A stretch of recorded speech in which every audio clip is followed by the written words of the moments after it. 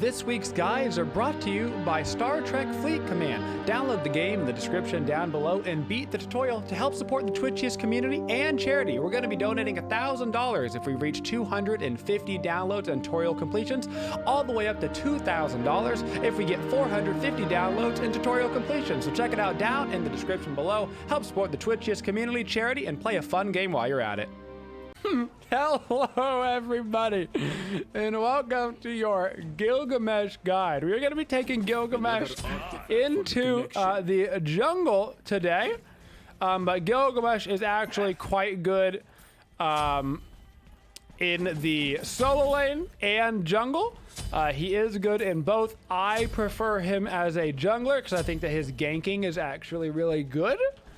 And he's also decently viable as a support. Those are the three roles he tends to play. I would put him in order: jungle, solo, support.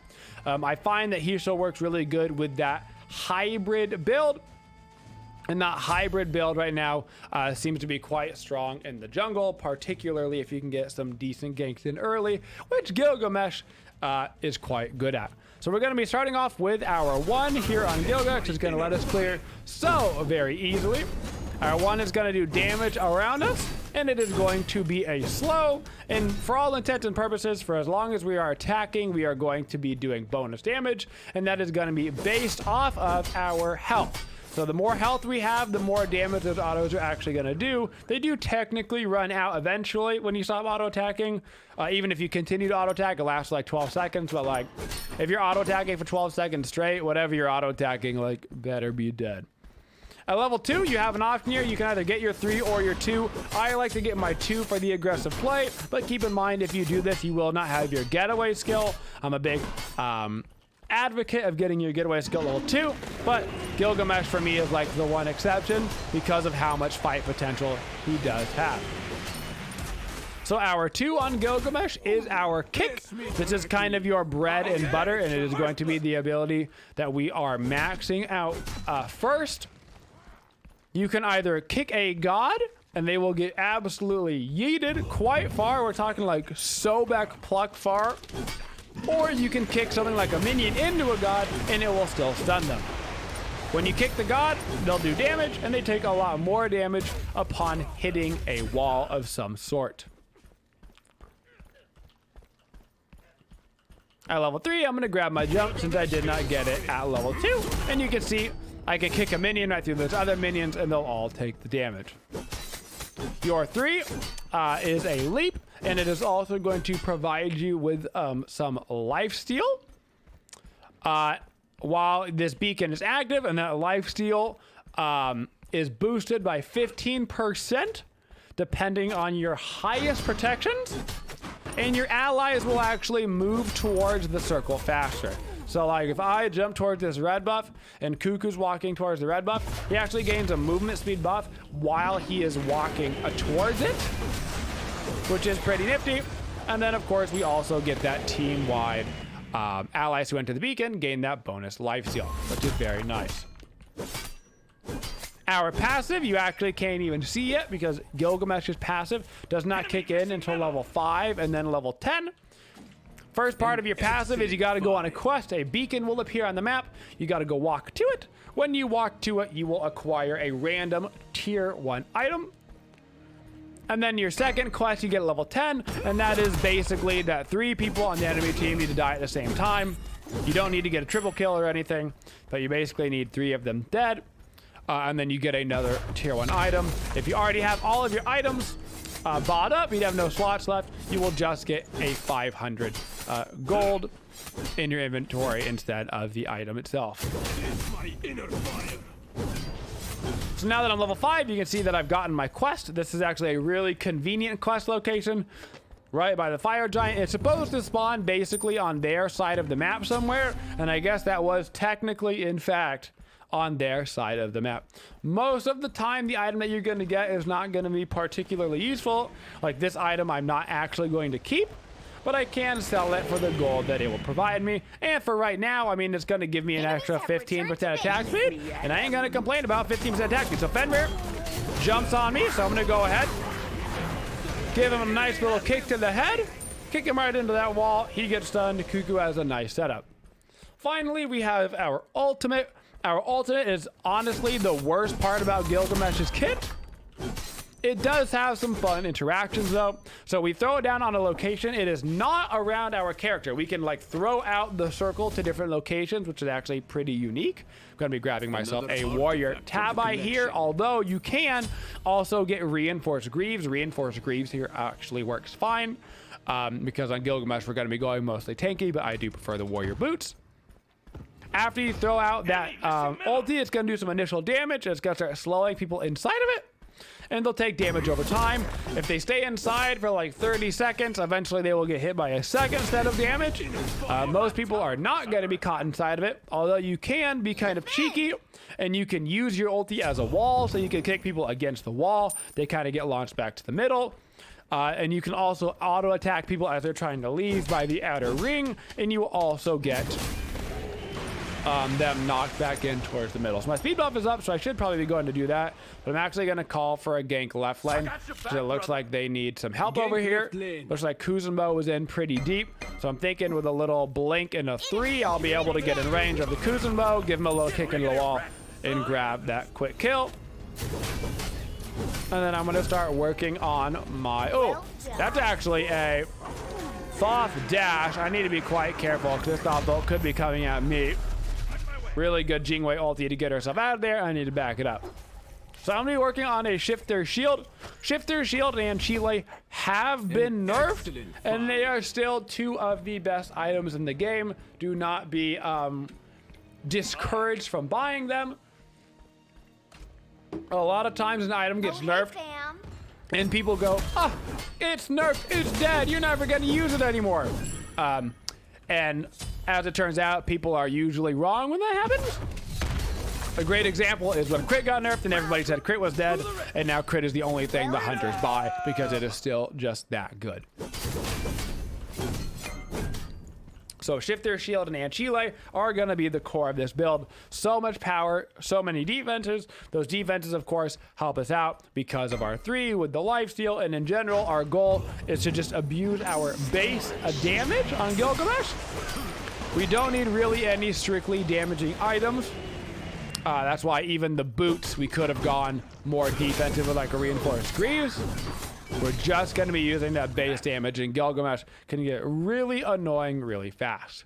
Now, Gilgamesh isn't like busted or anything. He's not like a character you're going to be able to pick an instant win. I would say he was a good release. I would say he was actually released in a pretty decent form. He has gotten a couple of nerfs, which have toned him down just a little bit. But I still think that Gilgamesh is in a plenty fine spot for both the jungle and the solo. For the support, he's a little bit more troll. But in the case that you needed a physical support, maybe you had a lot of magic damage on your team for whatever reason, you could rock that Gilgamesh support, kind of like a more aggressive, it's almost like running like a Wukong support or something, you know, where like it's technically you can, but you're probably better off in a different role, right? Like, yeah, you can run Wukong support, but you're probably better off playing him in the solo lane. Same kind of thing with the Gilgamesh. Your right tower is under attack. So our level order on Gilgamesh is going to be 2, 1, 4, 3. I oftentimes will level up my 1 before I level up my ulti. You can level up the ulti as well. I had grabbed a 2nd point in my ulti this game. But I honestly just don't think that Gilgamesh ulti is very good. I genuinely think it's the worst part of his kit. So I tend to do 2, 1, 4, 3. I rank up the jump last because all you're going to get is a little bit of extra damage and movement speed, and the ulti will provide more than that in terms of the slow and CC and stuff. But you get the lower cooldown on your 1, which is extremely nice. So I'm going to blink towards this Thoth and hit him with my slow. I'm kind of waiting for him to use his beads. Now that he has beads, I can give him a nice kick to the head. Trying to peel for my Ganesh. I'm going to throw down the ulti. He doesn't have his dash up. As he gets near the wall, you can see when I auto attack him, he actually gets kind of kicked back towards it. Oh, I'm going to go for the kick. Not quite going to land it. And that's actually going to be enough probably for him to get away. So I'm just going to go back to farming. So as they're approaching the end of that circle, you can see just the regular auto attacks actually put them back into the range, and you can kick them when they are inside of that as well, and it'll give them a hard bounce off the wall right back to the center of your ring. That's kind of how you keep people inside of your ultimate for a longer duration. So on Gilgamesh, you could kind of see the play style when I blinked in on the Thoth. You would prefer to start off your fight with a blink. That way you can keep your jump up to chase people. So I blinked in on Thoth. I hit him with the slow. He has to bead the slow. And then I'm just waiting on my kick. As soon as that's ready to go, kick to the head and he's dead. You can also, of course, start off with your kick. But if you think they're going to have the reaction time to get away, or if you think they're going to have like beads up or something, oftentimes it's better off just to blink in and use the one for the slow. And then that way you can chase up with your jump. Under attack. The kick does have a very, very unique firing rate on it. So it probably will require a little bit of practice. I know Thoth does not have his beads online because he had just used them earlier. So I'm going to jump right here into the Fenrir. So right there, you can see what I did. I kicked the Thoth into the Fenrir, thus hitting them both with the stun and the damage. So the target that you kick gets launched. You can kick them into a wall, or you can kick them into another player, and you kind of get the 2 times player effect from that. So when at all possible, if you can kick them into another player, you're going to get a lot of value, particularly in team fights. You get a lot of value out of the kick. Another reason why I rank up that kick first, because it does the damage all the way through the targets, just like as if it was basically a Kumbhakarna 1. They work in a very similar fashion. For all intents and purposes, Gilgamesh kick is just a really beefed up version of Kumbhakarna belly bump. Really beefed up. So I haven't sold that tier 1 item yet. I haven't needed the gold from it. And honestly, I don't mind having the extra 15% attack speed because I've got the bonus on my 1, right? That's going to give me this extra damage. And like, if I'm going to have a free 15% attack speed, I'm going to take it. Certainly not the worst item that I could have drawn from my passive. So now that I've gotten above level 10, you can see the second part of my passive is activated. And now there's this 0 out of 3 number. And if we get 3 of them dead basically at the same time, we will be able to go ahead and get that stacked up. So now I need a little bit of bonus cash to finish my Anchile. Fantastic. I can sell the item that I didn't really want, and I can finish my Anchile now. It has served its purpose. Now for my next item, I'm going to look at their comp. 1 physical, 2 physical, 3 physicals, 2 magicals. So I'm probably just going to take myself here into a void shield. A little bit more physical defenses, plus it's going to give me some nice penetration as well.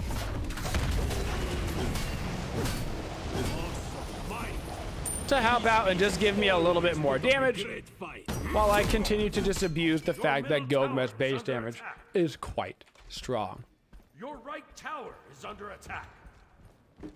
For the gods that we're good against, we are good against anybody that does not have CC immunity built into their kit. Gilgamesh is pretty good at chasing. He's got a stun, he's got a slow, he's got a jump, he's got another slow. So gods with leaves don't bother us. We can chase them down. The one thing that we're really worried about is just CC immunity. Gods that can basically immediately, like Anher, pop a CC immune ability when they see us, so our kick doesn't work. Plus, then they've got the leap to get out. Also, movement speed abilities that immune slows tend to do pretty well against Gilgamesh. Basically, half his kit is a giant slow. So if you've got the built-in... If you've got built-in CC immunity in your kit, that can be annoying. So like the Mercuries of the world, that kind of just running away, slithering away with the Kukulkan, who's pretty meta right now. Face me directly. Looks like I need to go back out of here. Stop that rotation. And of course, an item like Winged Blade, same concept. You've got a lot of slows. A lot of people like to opt for the Frostbound Hammer on Gilgamesh as well. I don't mind the Frostbound Hammer. I prefer a little bit later if you're going to get it. Like, I don't mind it as like a 5th, 6th item. But I don't like the Frostbound particularly early. I'm gonna look for a little blink. I'm gonna throw down the 2 right there onto the anther. Now I can jump right at him. I'm gonna pop a bead just in case he hit me with a knockback, and we're gonna be able to grab the kill. So right there, once again, you can see I blink in instead of using my jump. That way I still have my jump up for when he tries to leave. I'm gonna wait here for the tier 2 void shield. Then I pop a preemptive bead for when he tries to impale me away. Bada bing, bada boom, we get ourselves a nice free kill, even on a more difficult target to kill and her. Your right tower has been destroyed. It's my inner fire. The Gilgamesh 2, you're gonna have to get used to it. Takes a little bit of practice, but it does have a kind of strange firing animation. It is not a movement ability, even though it has a little marker like this. It is not a movement ability. So if you are crippled, it will not stop you from using your kick. Fun fact, it was actually bugged on PTS, and cripples would actually stop you from using your kick because it was considered a movement ability in accident, but it is not a movement ability. So an Ares chain won't stop you from kicking people in the dome. And it has a small little delay on it. So I'm going to go kick these oracles. I'm going to show you. You've got a wind up and then the kick. Wind up, then kick, okay? So you need to make sure that you're actually hitting the kick part. The wind up is all cool, but that part doesn't actually matter. You need to be hitting. Need to apparently not be using any abilities is what I gotta be doing.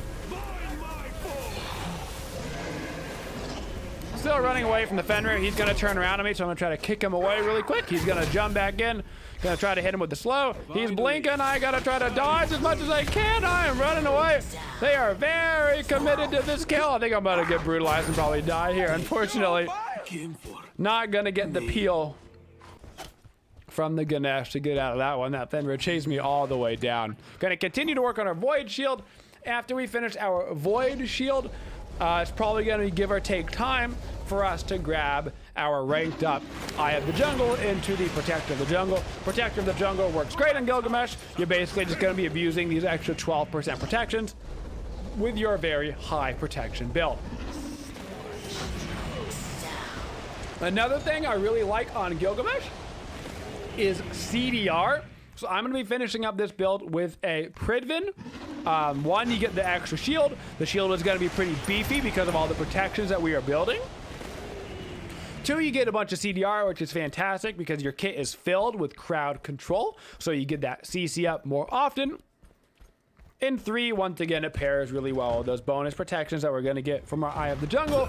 Basically says, hey, have some bonus protections. Bonus protections means bonus shield. That shield has a slow on it. That's just more CC. Bada bing, bada boom.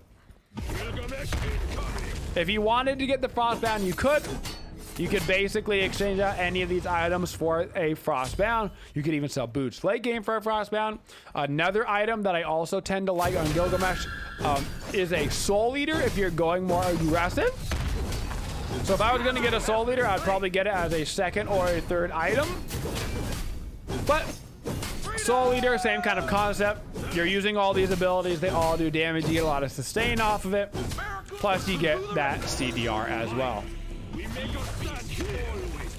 just depends on exactly how you want to take the build, but those are all viable items that you can be using on the Gilgamesh. Not really going to go over there to contest that Gold Fury. I'm just going to go ahead and back it up, grab that Void Shield, and I'm going to get myself a Sentry Ward. Not going to have enough money to start up the old Pridvin quite yet. And we still probably got a little bit of more money that we can spend before we got to save up for Eye of the Jungle.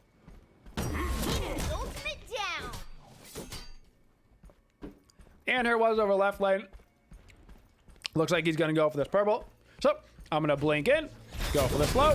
He is pretty low on his mana, so I'm just going to try to kick him in the wall. I don't think he's going to be able to get away from this one. Grab ourselves a quick kill. I also see Fenrir off in the distance. So I'm going to see if Fenrir is going to continue to stay over here. He is not. He is going to go for the back. So I'm going to kill these Oni creeps. Our Jingwei is heading over to the right side. So I want to make sure I deal with these Oni creeps before I go ahead and start heading over towards the fire side. Looks like the purple has also spawned. So let's not let Anher have an enhanced purple buff while I run myself all on over to the fire giant. Not going to let the Kuzumo distract me too hard here. Gonna try to kick the minion into him for the stun. Not quite gonna get it. Grab the vision. Thoth is here as well. Just gonna throw down a little bit of a defensive ultimate. If Thoth wants to dash through that, he can be my gas. He'll take quite a bit of damage. My whole team is over by the fire giant. So really right now, all I'm doing is distracting. I wanted to rotate over and help, but like if the Kuzumo and the Thoth are just gonna stay by me, and if we had already killed the Anher, then they don't have pretty much anybody over there to contest, and just like that we're gonna get a free fire giant. Now I can back it up, get a full protector of the jungle, and then start working on my Pridvin momentarily. So at the end of the game, what are we doing on Gilgamesh? Gilgamesh is a warrior, and even in the jungle he is gonna play a lot like a solo laner.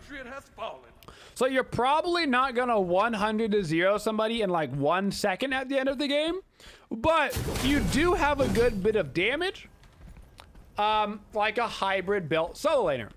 So you're basically just channeling your inner solo lane the same way you would play your Wukongs and your Arthurs, etc. is how you're gonna be playing Gilgamesh at the end of the game. So you're gonna be running at their squishies. So you're gonna decide in your build whether you're gonna be better at tanking physical magical damage, what's more problematic on their team, is it their hunter, is it their mage, and then you're gonna be absolutely W-king right at them in the backline, using those enhanced protections to your advantage. Gonna jump away from the Osiris right here.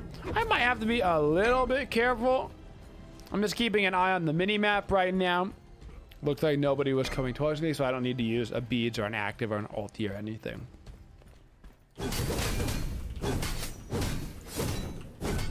At this point, we should probably just be shoving up in left lane, the farthest lane away from the fire giant. Try to get those fire minions going down over there, just in case there is a future fire giant that we need. It'll be harder for them to defend. Everybody kind of headed over to the mid lane though, which is a little awkward. I mean, mid lane's a fine lane to shove, but it would have been a lot more convenient to shove mid. We don't really want to leave our hunter alone over there either. So I'm gonna call to help middle lane, because we need to get back over here. I don't mind jumping in and starting this fight. Osiris is over right lane. So I'm gonna call for the attack, see if there's a Thoth back here. There is.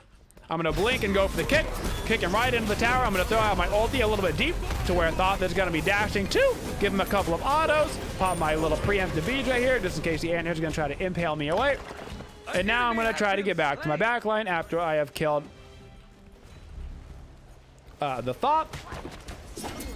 My target still probably needs to mostly be this Anher, but my team is healthy right now, so we can kind of waddle in at this. Gotta be a little bit careful with the Kuzumo. Anher is approaching late game. Late game hunters are very scary in the damage department.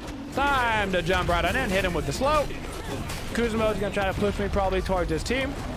I'm gonna look to get a kick onto Anders. I'm gonna kick a minion towards him, hit him with the sun. That's his beats. I can't quite get on him yet. He is still my main target. I'm gonna jump in towards him. Gonna have to switch over probably towards Kuzumo because now I'm in a little bit of trouble. And as long as we get this mid Phoenix, we can go ahead and back out after. Probably head ourselves straight over to the Gold Fury. Another item you can consider in the end stages of the game, particularly when you are selling your boots, is the Spectral Armor. For those that have played Smite recently, you know just how crazy hunters are right now. They are objectively the strongest class in the game because of the crazy build that everybody is running. So a Spectral Armor will help you live through some of those crits. Honestly, I myself am not a huge Spectral Armor fan. The way I look at it, he's either going to kill me in 4 autos with crit or 5 autos basically. So I would rather have a little bit more damage or a little bit more protections versus kind of everybody else. And just assume that if I'm in range of the hunter, that I'm gonna get, you know, Gatling gunned down. It's kind of the way that I feel like is the way to just go about the hunters right now. Gonna back up, get our Pridvin. That extra CDR is gonna help out a lot. We're gonna rank up our actives, grab ourselves another sentry ward, and we need to get grouped up. Speaking of hunters, got to get over to our team. That is an unfortunate pick right there, because now they're going to be able to head over towards the fire giant. So I'm going to quickly get over to fire, and I'm going to try to get out a ward a little bit deeper back here. So that way, if they do come this way, I can have like a safe spot to stand where they don't necessarily know that I am here. But it actually looks like they might go for a Phoenix of their own. So I'm going to call for a defend left lane. I'm going to try to back it up, grab myself another sentry ward, and head immediately over to left lane. They are going to go for this. We actually have respawns pretty soon. So I'm going to be diving right onto the back line, going for this AN hurt. Going to try to kick him into the wall, but he has a really good jump right there. Still okay. As long as the Anhur is off of the Phoenix, it's not the end of the world. Got to be careful here with the Ganesh and the Osiris. Gonna kick Osiris out into the wall. Osiris has his ultimate up still. That might be the end of my life. He's gonna keep chasing for that, but as long as we live here, one Phoenix isn't that bad. We already got one Phoenix down for them as well, so little 1-for-1 a trade. I'd like to make a shout out to Pridvin Shields as well for helping keep us alive, and also the Ganesh for helping keep us alive in that fight.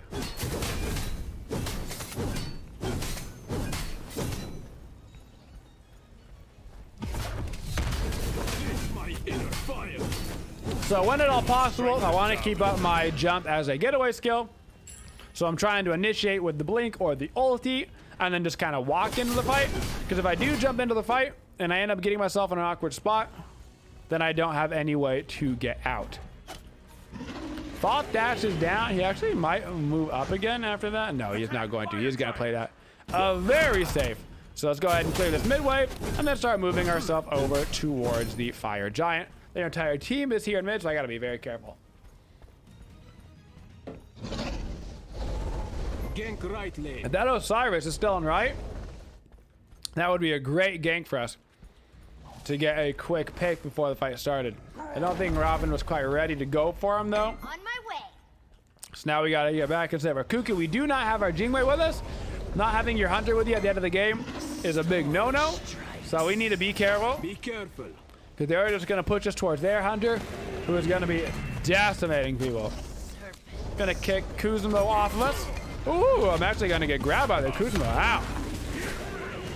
No kicking for me here today. That is the Thorns on Kuzumo. I'm going to go ahead and use my ultimate right there as like a little bit of a zoning tool. Try to keep them away. But they are coming in hot on this one. So we just got to run ourselves right on out. Anhur is pretty low. Looks like Robin's going to be able to pick him up. That's actually a huge pickup right there. Because now they're not going to be able to do the fire giant, even if they wanted to. I need to back up. This is actually a pretty greedy spot to back. I'm not going to lie. I probably should have walked back a little bit more before I backed. That was very greedy. Now, the Jingwei died, which sucks. Because if I had my Jingwei with me, we could definitely stop. They wouldn't even start fire, but they might start fire with those three. And I need somebody to defend left lane because of those creeps. So I'm hoping the Ganesh is going to respawn in time to deal with those creeps. So I can come over here and just kind of scare them off of the fire giant. I'm going to blink in towards Fenrir. I've got to go for a quick kill right now. Then I'm going to jump myself right onto the Thoth. Go for this kill as well. And that's basically all I could possibly hope for right there. That is like the best case scenario. Gonna kick right into the wall of Osiris, and we grab ourselves a nice little triple kill. So them going for that fire giant was super risky without their hunter. Hunters are the ones that actually decimate the fire giant. And so as long as I walked over there, they basically were not gonna be able to do it. Funny enough, they can probably do it faster with just their Kuzumo and their Anhur than they could with those three people. Now I'm going to get myself an elixir of speed. I'm going to sell my boots, pop my elixir of speed, In this game, I'm going to take myself into that Frostbound Hammer. Just have that extra edge of annoying for the enemy team to deal with. Just one more level of slow. Slow on my 1. Slow on my ult. Slow on my auto attacks. Slow from the Pridvin proc. You're slowed, you're slowed, you're slowed, you're slowed, you're slowed, you're slowed. It's very annoying. Plus, honestly underrated, that attack speed slow for the Anher as well is certainly better than nothing. So I'm actually going to jump in towards the Anher. I don't even mind that. We don't want to commit everything onto a Kuzenbo. We want to make sure if we are committing our abilities that we are using them on the Anher for sure. We just use our Cuckoo and Ganesh ult. So this is actually probably not a good fight for us. Plus our Robin is over in left lane. So what we need to be doing right now is stopping them from just getting the fire. It's about to turn into the enhance of the 30-minute marker. They could even start it up because they've got the Thoth ult for secure. Kuzmo is going a little bit deep into the backline. He's down to half HP, which is good for us. I'm going to start moving my way along this backside, looking for anybody squishy, particularly that Anher is my main target. Gonna look for the kick. I actually thought this quite low, so I'm gonna go for the kick in the back line. That is gonna be his beads. I'm gonna throw down the ulti. I'm gonna pop a little preemptive beads right here. I'm gonna try to grab that kill and then jump myself out. And that's gonna be a huge pick for us. Now I can go back and do a little bit of peeling. Help out against this Kuzenbo. Gonna kick him right into a wall. Just kidding, I suck, so I'm not gonna do that. And I'm actually going to start up the Fire Giant. I'm going to call for attack Fire Giant, and Jingwei will burn through this thing. Unfortunately, I don't think our Ganesh ult is going to actually hit the fire, but I don't think it's going to matter that much. I don't think there's actually anybody around to steal it, even if they wanted to. Now we have the enhanced Fire Giant, and I'm going to call for attack left lane. Everybody go ahead, back up. Start moving our butts over to that left-hand lane. Grab that last T2 and move in for the Phoenix.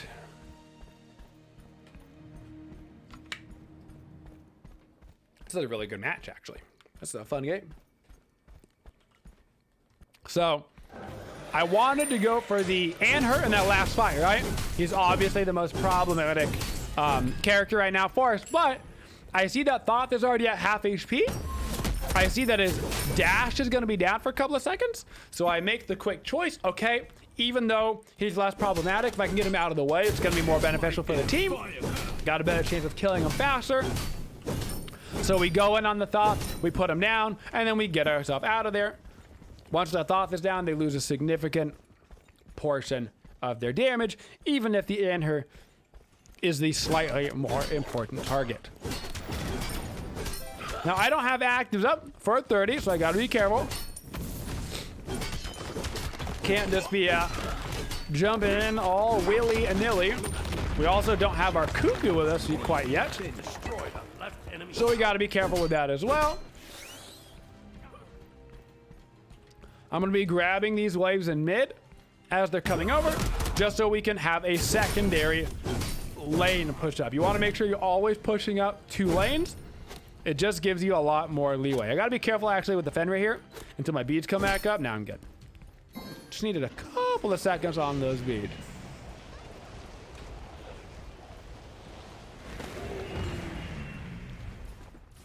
So now my goal is to try to basically bait the enemy team over towards me. If I can get a couple of them, if I can draw their eye over to me, that's actually fine. Fenrir ulti is down. That'll be my beast for Fenrir ult. But now we have left push up. We got a mid push up.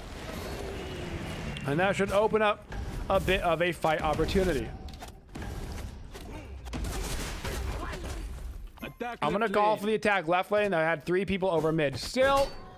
Fenrir ultimate is down.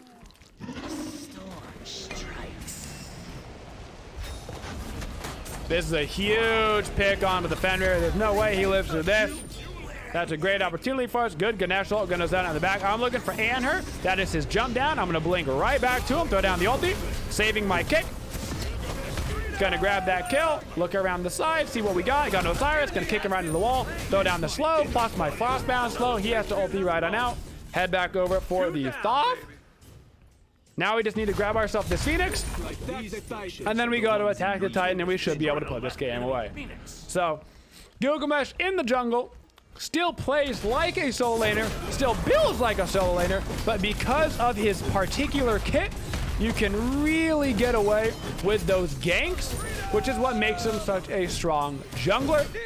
So even though looks like a warrior, smells like a warrior, builds like a warrior, can still be played a lot like an assassin. But like I said, don't think that he's like not good in solo or something. I just find that his lane clear isn't quite as good as his jungle clear, in that his ganking isn't quite as good, or is better than some of his matchups in solo. Some of the harder matchups in solo, like Kukulkan, he still can struggle with because he doesn't quite have as good a lane clear, which is why I tend to bring that Gilgamesh right into the jungle, guys. And that is your Gilgamesh, a jungle guide.